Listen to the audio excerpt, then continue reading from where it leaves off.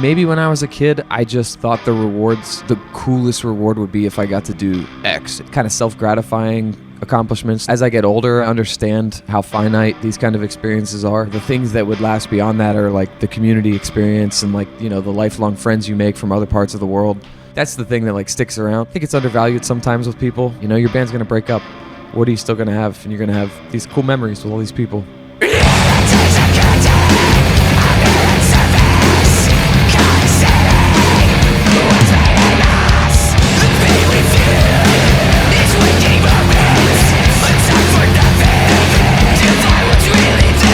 Hey, what's up? I'm Dylan. I play in Full of Hell, Sightless Pit, Sword Dream, and Clap Skull. Started like any other band, I think. We wanted to hop in the van. It was like a fantasy for us. It's all we wanted. I think I had a similar story to Spencer. We started playing in bands probably when we were 12 or 13. He was in another state, obviously. We didn't meet until we were 18, 19 years old. We just played shows any chance we could in middle and high school. And I remember just wanting to tour so badly. The minute I got out of high school, I did a tour, and Spencer got a little luckier and got to tour a whole bunch. And he had started Full of Hell, and I knew their singer had quit. So I did everything I could to just drive down to Maryland. And we would just kind of cold email people. We didn't really have any friends, necessarily outside of our own areas. And, being kind of persistent and then getting to go anywhere and meet a couple people and, kind of connect with, make new friends and connections. Over time, it got easier for us to get around the country. I don't know. I guess that's what brought us to it. I mean, we didn't really have another option. Nobody was asking us to go anywhere or play to them. We really had to just do everything ourselves, even if it was pulling teeth, and that's how we made all of the friends we have. It's been a very rewarding experience, I think.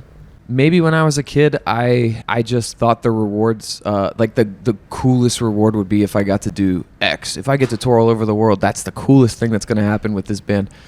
Maybe kind of self-gratifying accomplishments, and those are still really nice. It's nice when you get to do something you've always wanted to do.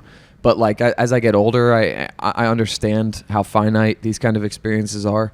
And I think, the things that would last beyond that are the community experience and the lifelong friends you make from other parts of the world. That's the thing that sticks around. So I think it's undervalued sometimes with people. But that's it. Your band's going to break up. What are you still going to have? And you're going to have these cool memories with all these people. Just learning how to be a band. We started Full of Hell 12 years ago or something like that, give or take a year. So I'd never put out a record, a pressed record in my life. The first 7-inch I was ever on, the first tape I was ever on, was Full of Hell. So we were literally learning in front of everybody, or, in front of the few people that would start to check our music out. I learned how to do everything through Full of Hell. It was from the bottom up. So, I don't know, looking back, I guess it's just, it feels nice to have appreciated those moments. When things were so foggy, not necessarily knowing how to do something, and really appreciating the people that kind of stepped to us and kind of guided us, and showed us how things worked.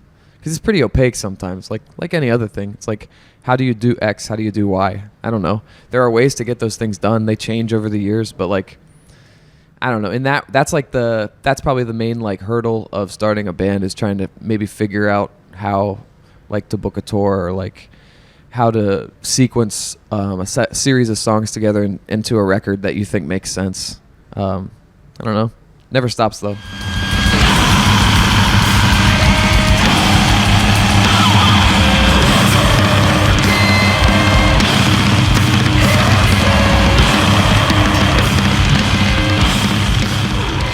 We mainly want to make records with people that we're friends with. Generally, we got to admire the art as well. Primitive Man fits into both those categories. We've known those guys for forever. And when you do something like that, it's it crystallizes a time in your life, with a group of people, and strictly based on a lot of our primary musical influences. Having people sit in with us, or vice versa, is kind of like the real magic stuff, you know. So, you know, we love those guys. Like, what the coolest thing to do would be to get us all in a room and like make something that kind of melts all of our ideas together. And like, what would that even sound like? And you don't even know what it's going to sound like until you get in the room and jam. It's cool. It's like a conceptual moment if you're lucky, you know. And those have been really important to us over the years. And the Body are the guys that kind of got us into doing that. They just want to work with their friends and like make cool shit with their friends, and it's pretty simple, you know.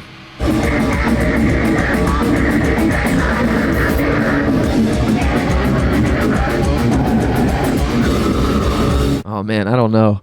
So I've been thinking about this as an adult, finally, like in a more serious light. I basically started singing in bands when I was like 13 because the guitar player, I had picked up a guitar, but the other guitar player was like actually competent, and I was kind of like always looking for the path of least resistance, and they were like, why don't you give it a shot? And it kind of like came to me easy. So, you know, I thought I don't have to buy any gear and I don't have to do this and that.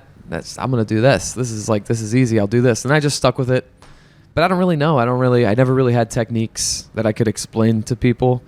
I would just emulate, you know, other performers that I really looked up to that I thought were sick. You know, there was one of my best friends that I'm in a band with even today. He had a death metal band in our little hometown, and he had a really sick voice, still does. And I had never seen a kid like that was like 15 or whatever age he was at the time, like scream with such a, you know, a sick range. They kind of had like a None So Vile, Cryptopsy kind of feel to them, you know, coming from like a small town, so like not like shot for shot or anything like that, but it was just like the attack was crazy. So I don't know, I never developed techniques though. I just kind of like emulated people and tried to make it work. Over time though, you know, as an adult, I think the warm-ups are the only thing that I've employed that's like, you know, kind of competent. I always kind of downplay the singing thing. I just think like whatever, it's fucking stupid. Why take it seriously? But I'm trying to take it serious. I'm getting older and I lose my voice a little easier. So the warm-ups are probably the most clinical thing that I do with my voice. Other than that, I couldn't tell you, like, explain anything with it. It's just stupid noise. I mean, we wrote this song really early on in the band, the Vessel Deserted song. It's about like losing my best friend when I was 18. He overdosed. It was like a pretty cruel shock, existentially, and I wrote about it. It's just like such a straightforward song, and it still kind of feels like, you know, pretty sad to me. If I read it, I'm like, this is pretty sad. You know, brings you back, puts you in that moment. I guess I would just say that one. I have songs about my family and stuff, you know, songs about my partner and songs about every aspect of my life. And, you know, I've had like periods in my writing in Full of Hell where I'm not writing about myself at all. I'm just like, you know, especially like the past few LPs, I was in like another headspace, you know. But I guess the personal stuff is the stuff that hits the hardest. So, sorry, it's hard to pick.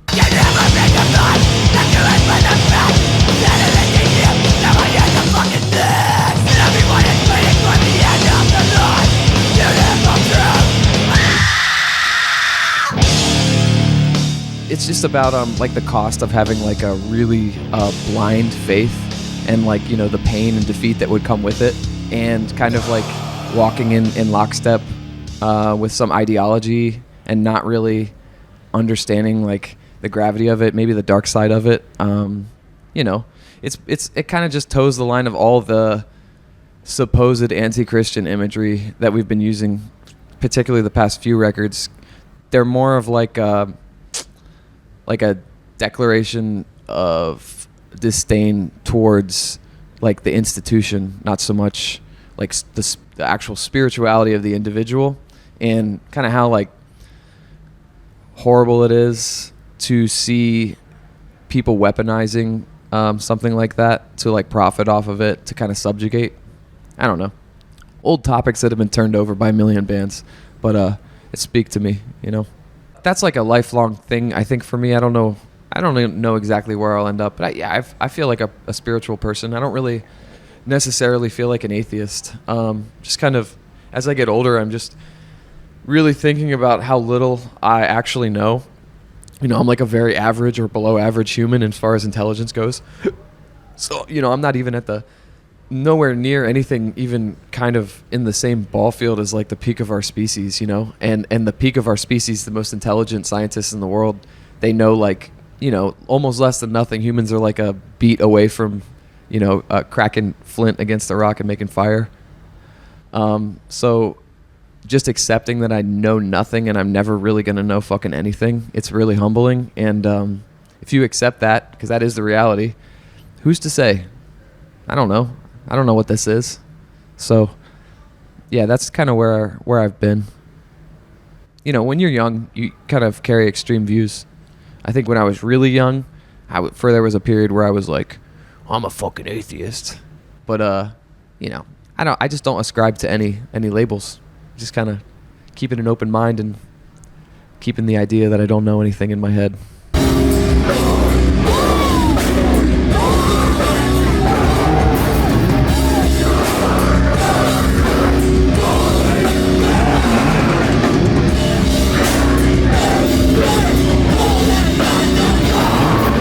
I guess I'm not entirely aware of that still. Maybe I'm not paying attention or something, but that's the circle, man. We were influenced by people that were a bit older than us, you know, that were active, and they were like actively influencing the sounds that we were trying to make. So it's cool to be part of that chain. If I was to see that like any band started it had any impact from Full of Hell, you know, any like source of inspiration to just like get out there and do it, it's really cool, you know.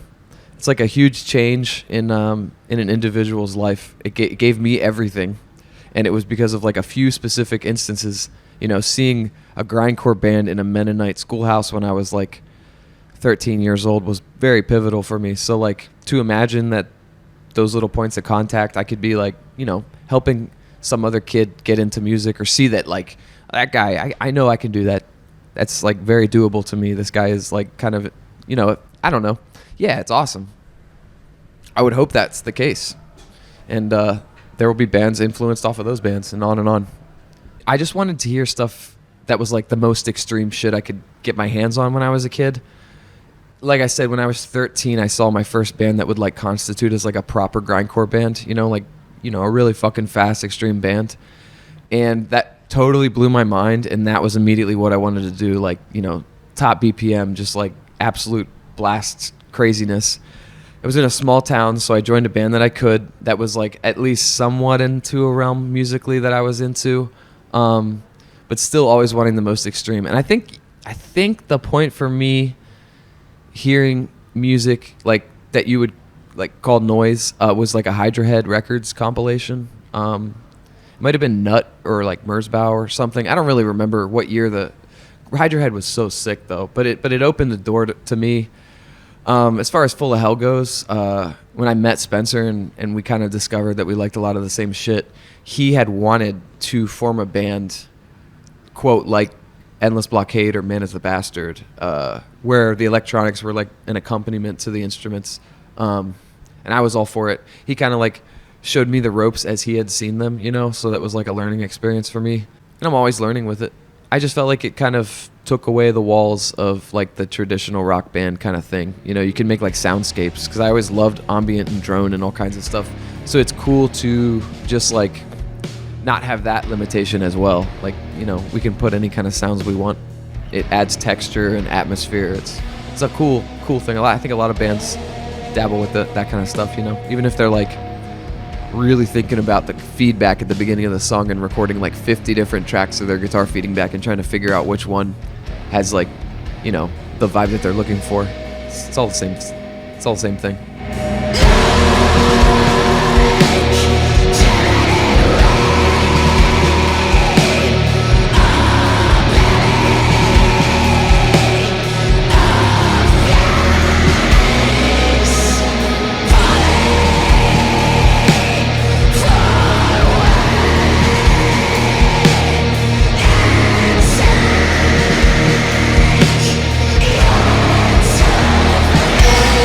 I hoped sincerely. I didn't have any clue as to like where it could or would go. I almost didn't dare to think about doing anything like I didn't want to expect any level of success or acceptance or anything like that. So it continuously was like a cool moment. You know, it always felt like, oh man, I can't believe we got this far. I can't believe we get to do this. And that's still kind of the feeling. So it's like incremental. But yeah, I don't know. It's all unexpected. Just the friends I've made. The first time we went to Australia, I've been thinking about this a lot because I've been talking to this guy. But the first time we went to Australia, we had just gotten like a cold email from a guy, like a kid, and he seemed friendly enough. I scoped him out on Facebook. I thought he seemed, you know, like a goofy dude. But he bought our plane tickets and he flew us down and booked the whole tour. He was like a young guy in college, and we just toured Australia for like 20 some days, which is a lot of time to be down there. Most bands do like 4 or 5 shows. We got to like really explore the coast. And we just swam every day. It was like a moment in time that I knew I wouldn't get again. And that guy's like one of my best friends to this day. And it's, you know, it's a long relationship now. It's really fucking cool. But that's like, it's just fate, you know? It just feels wild. What a cool coincidence that this kid chose to throw his money behind this thing because of the band. And like, you know, we became like pretty deep friends. It's cool. So that's a good one. That'll always hold. About being in a band? About anything. I don't know. I would say be about anything. Be honest. I mean, it's the same with the band thing. I just think you should be honest with yourself. I think you should have some humility, and you should know when to keep your mouth shut. You know, I think it's more important to listen. I'm still trying to tell myself that I talk like way too much, but I don't know. Be humble. There's so many people trying to do what you want to do, and there's usually always space for you, but you really got to like love what you're doing, and you got to stick to it, and you have to be willing to take it on the chin like a lot, and just accept that that's kind of part of the game. I don't know. It's all about humility, I think, with anything in life. So that's what I would say, I think.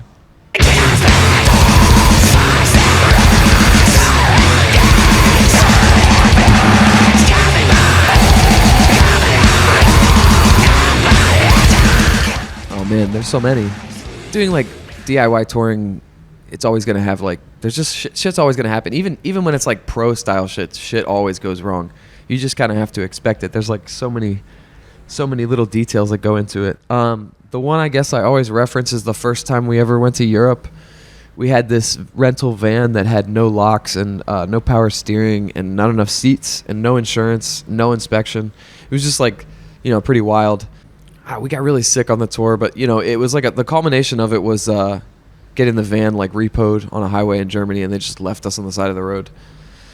We had to figure it out. I don't know. It was just that felt like a disaster in the moment. That wasn't even too dramatic, to be honest. But you know, as a kid, first time in Europe, you were just like, this fucking sucks. And we were on tour with these Swedish dudes that were really cool, and we were all just like, this is a nightmare.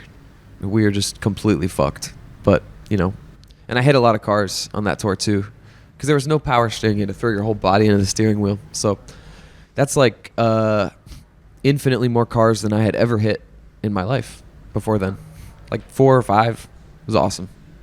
That's probably the first traumatic experience, because it's very small. It's a really small community, and I think with any form of like extreme art in general, the more niche it is, the more valued it is, because it's like it's so insular and it's so appreciated by so few.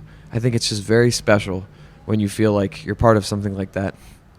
I don't know. There's probably some kind of connection between being like very obsessed with a niche form of art and maybe like wanting to belong. Maybe there's something like that. I'm sure somebody could prove that with a thesis or something. Oh, I don't know, man. I don't write songs. I don't know. I don't write good songs. I don't write heavy songs. As a listener, what do you like to hear? I don't like it to be too long. It needs to have good EQ. Like there has to be good low end. But, you know, clarity. It can't just be... Sometimes it can be low end. There's such a broad parameter for what makes, like, a sick, heavy track. It just depends what you're looking for. It could be harsh and shrill. It could be deep and bassy. It doesn't have to have guitars. It doesn't have to have drums. It could be just drums. It could be just a bass. I just think just got to hit you right. It's so subjective. It doesn't matter. It's an irrelevant question. Sorry.